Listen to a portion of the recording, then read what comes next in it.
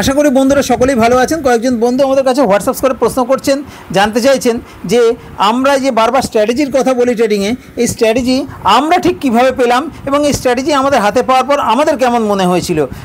সবার আগে জানাই, আমরা কিন্তু পুরাতন ব্যবসাদার। আমার 2-3টে ব্যবসা আছে, সেগুলো রানিং অবস্থা এখনও আছে।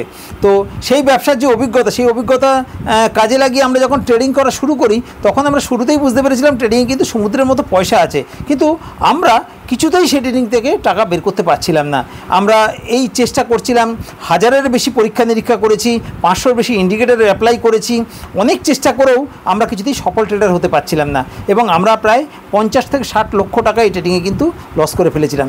আমরা তখন সিদ্ধান্ত নিই যে কিছুদিন আমরা অন্তত মাসখানেক আমরা ট্রেডিং বন্ধ রাখবো এবং যত পুরাতন জিনিস আমরা অ্যাপ্লাই করেছি, পুরাতন কাজ করেছি, সেগুলো আমরা রিভিউ করব, রিসার্চ করব।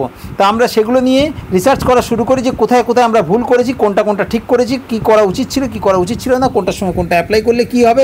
এই নিয়ে রিসার্চ করতে করতে আমরা একটা স্ট্র্যাটেজি কিন্তু সেই সময় তৈরি করে ফেলি।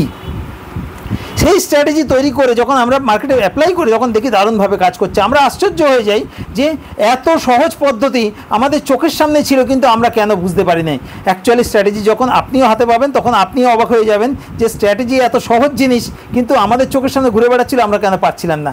ট্রেডিং শিখুন, ট্রেডিং করুন, সুস্থ থাকুন, ভালো থাকুন। ধন্যবাদ।